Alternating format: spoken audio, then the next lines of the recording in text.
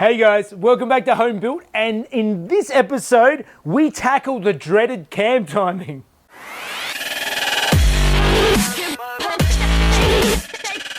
So those of you who were watching last week will have seen that I got most of the way through setting everything up so that I'm pretty much ready to go for the timing. And that's when I realized, in the essence of moving 2 steps forward and 1 step backward on this build, there's something I need to rectify before I go too much further. Like I mentioned before, these cams in this engine are actually a later 964 cam, and I didn't really think much about it at the time, but I realized I had to knock out, in the back of this cam tower, I had to knock out a Welch plug that sits in this hole so that the cam can come through. And not really thinking too much about it, and because I am not really that forward thinking, I started thinking about it further and realized that actually on the back here, the oil cooler is supposed to sit here, and it sits flat against the back of this cam tower. So looking into it further, what this actually is this is a drive, I believe it's like a power steering pump or something is driven off of the back of this cam on a 964 that I don't have on my engine. So what I need to do now is I actually need to get this end of the cam cut off. So I need to take the cam back out again, take it down to the local machine shop, see if they can cut the end off and reinstall it before I can actually do any of the timing. So let's quickly take this cam out. I think I might be able to actually slide out the back of this cam tower and not have to mess around too much with all the bits and pieces at the front.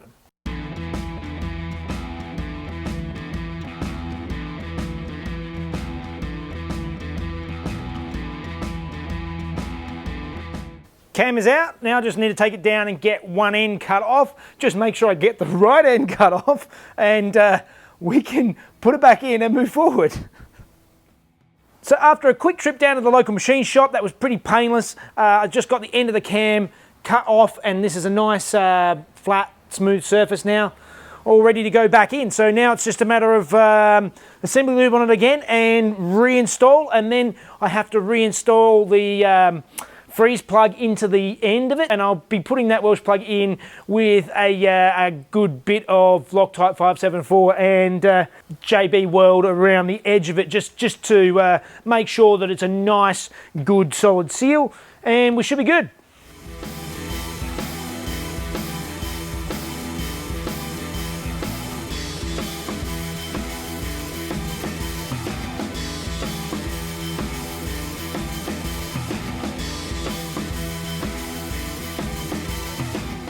And just like that, we're back to where we were, so now we can move forward on the timing. Okay, so now I'm back, ready to start working towards the timing, and one of the first things we need to do is you need to get some tension on these chains. Obviously, when the car's running, it has these oil-fed chain tensioners that are in here that basically pull up on these little tensioner wheels here and keep it tight. Now, for doing this timing process, you want to make sure the chain is nice and tight, because what we're essentially doing, if you don't actually understand exactly what the timing is these cams at the moment, there's the cam in here, and they can turn, they obviously need to turn with the engine, and at the moment, they're not synced up with anything. So what we need to do is we need to make sure we can get them turned around to the exact right angle so that when the engine is rotating, the cams are rotating and opening and closing the valves at the exact time that we want them to.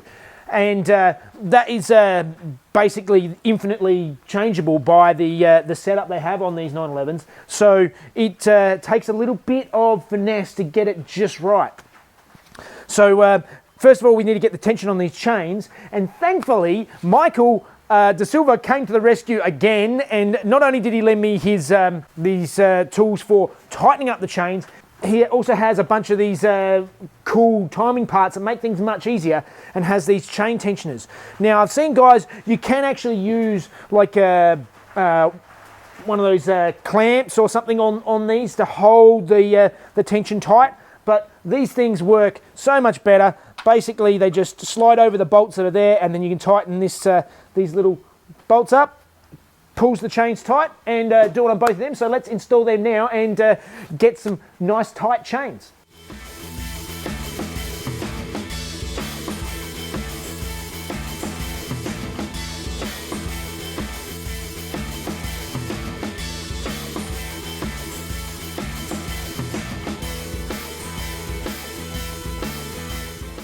Okay, so the first thing I had to do, I ended up having to take these tensioners off again because I have to ensure that the crank is on at top dead center, and also both cams, to get an initial timing set up, they're facing upright. And on these particular cams, you need to align the Woodruff keys so that they're basically straight up and down, as close as you can visually get, just so that when you start playing around, you're not going to have valve interference with the engine. So I've done that now, and I actually marked. I had to take the to be able to see where the Woodruff key is. You have to actually take the sprocket off. So I've actually used the texter on the end of the little alignment gear that sits underneath here, so that I marked where those Woodruff keys are, so that if I need to check it, I can take this bolt out and see it without having to take the whole wheel off again.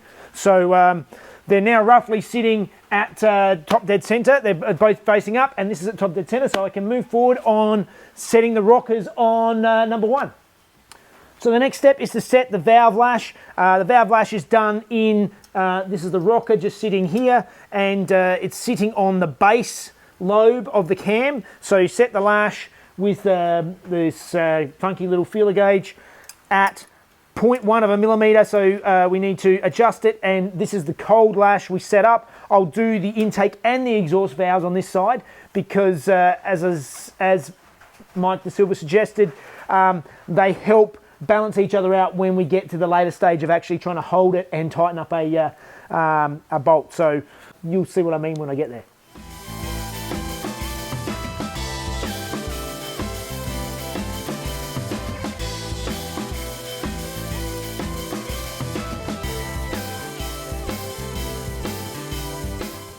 Okay, so with the valve lash set, the next thing I need to do is to set a dial indicator onto the valve seat. And that's where Michael De Silva handily lent me his really cool tool that makes it really easy to line it up. And I just need to slide this on, slide in the digital dial indicator, and it'll sit perfectly on there, and we can line up and measure how much the valves lift when we're rotating the engine, because we need to set the valve lift exactly at top dead center to get our timing correct.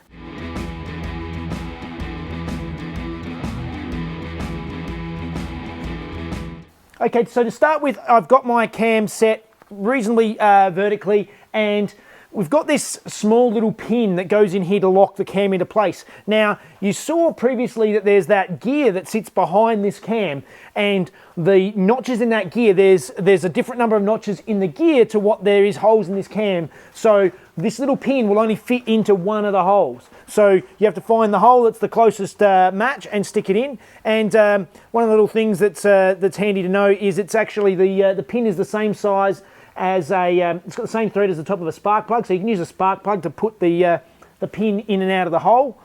And I'm going to put it in right there.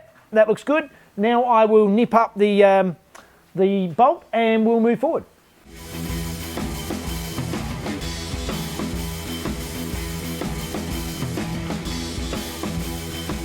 All right, I've just nipped up this bolt by hand. I haven't torqued it completely to spec because it's not really important at this stage, because I'm just getting a rough indication. As long as it's locked to the cam, that's all good. Next thing I'm going to do is I'm going to rotate the engine now 360 degrees, because for every 360 degrees the crank moves, the cam moves 180. So basically 2 revolutions of the engine is 1 revolution of the cam. So turning this around 360 should start giving me some lift on the cam, and we'll start seeing if we can get close to our values. I've got my digital degree wheel set up here still, so we'll turn that on and start rotating.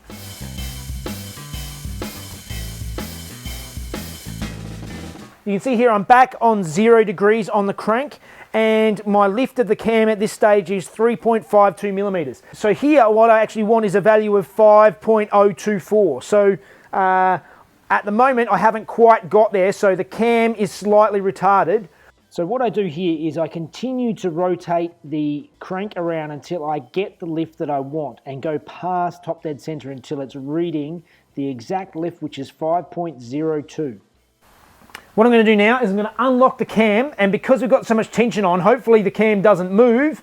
I can unlock this, take the pin out, move the crank back where back to top dead center, and hopefully this will all stay exactly where it's supposed to be, and I can then put the pin back in, and it should be where it's supposed to sit. Let's see if that works.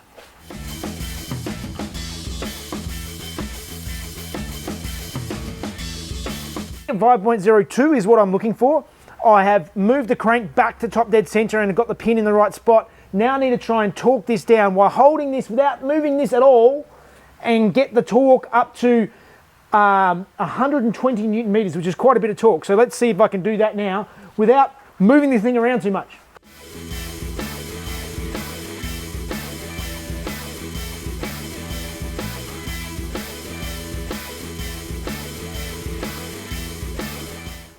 All right, fingers crossed. I've got to turn the engine around 2 complete revolutions now and see if I've actually got it torqued up and it's in the right spot, and I've got this timing done on this side. Fingers crossed it all goes to plan. Nope, I must have moved it. All right, let's try this again.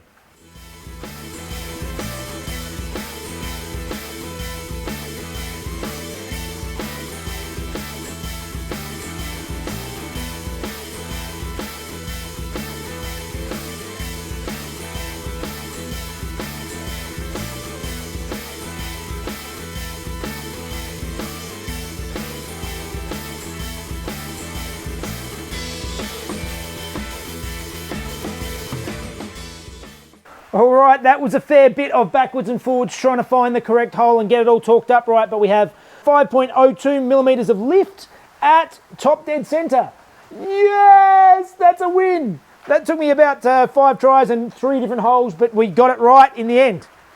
Okay, so basically that took a few goes to get it right, but one of the issues I found I was having is I kept getting 0.07 millimeters lower than what I wanted. So instead of 5.03, I was getting 4.95. And I did it a couple of times and kept getting that measurement. So what I ended up doing is I thought, well, let's try setting it at 5.10, so 0.07 millimeters higher than what I wanted. And it did come out high, but then I managed to, it meant that the pin was in a different hole, and that ended up working much better. The trouble is if you're too low and you go backwards, you're not allowing for the slop of the crank and the movement of everything. So you have to always be going clockwise. If you have to go anti-clockwise on the crank to get to the measurement, it's never going to match. So you've got to bring it up to the measurement, not try and knock it back, if that makes any sense at all. All right, one side is good. So now it's time to move over to the other side and do the same thing all over again. But now I'm much more confident.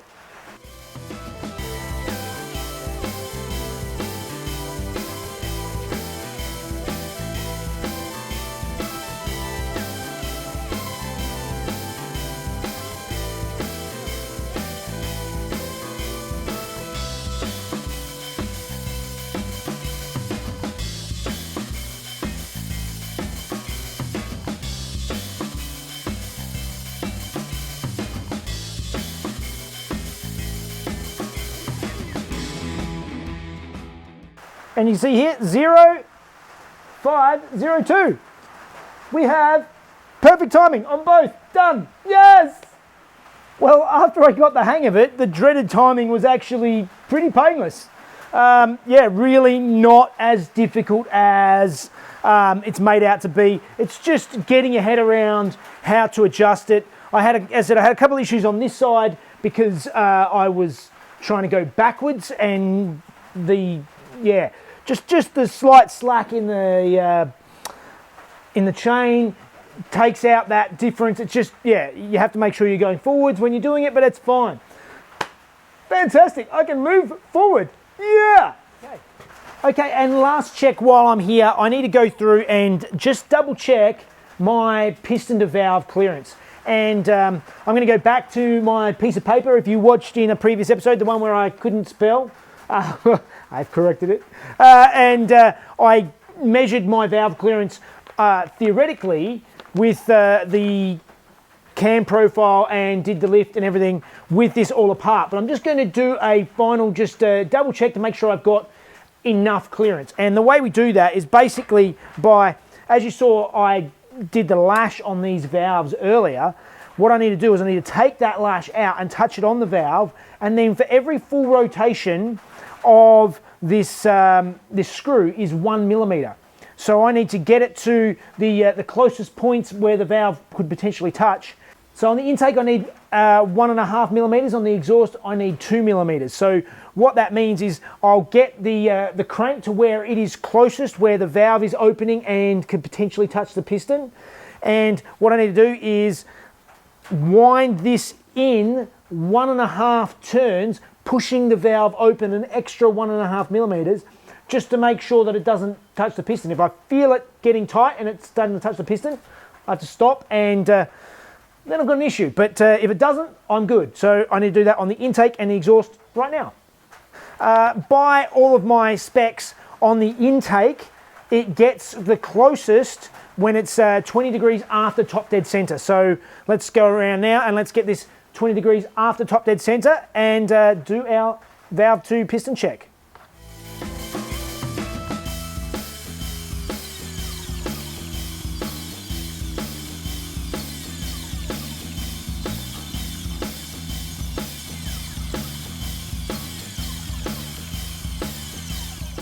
Okay, that was relatively easy. It just went through at sort of every 10 degrees. I would just wind in each intake and exhaust valve in and out around top dead center of these, sort of 30 degrees before to 30 degrees after, 30, 20, 10, 0, 20, 10, 20, 30. Just wound them in, basically 2 millimeters and out 2 millimeters, all of them. I've got plenty of piston to valve clearance. Very important to check, and that is checked, that is good. In theory, the next step should be to fit these new chain tensioners. Now, these are actually the brand new updated Carrera chain tensioners, which is a highly recommended modification for these early engines. These are much more reliable than the other ones. I've got these, but I didn't realize, because I'm still got the old style idler arms, I actually need a spacer, so I need to order that from Bosch. So I will order that during the week and get that together. I am so happy. This was the biggest step today on this engine, and really the last really complicated part of this build.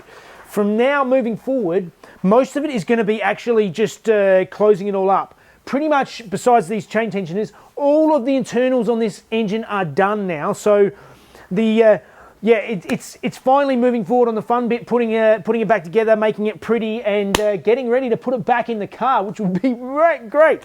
So, all right, as always, really helps out if you join us on Patreon. You can watch these videos a day early, pick up some merch. There's some links in the description, and you can follow me on Facebook and Instagram. I'll give you little hints and tips on what I'm up to ahead of time.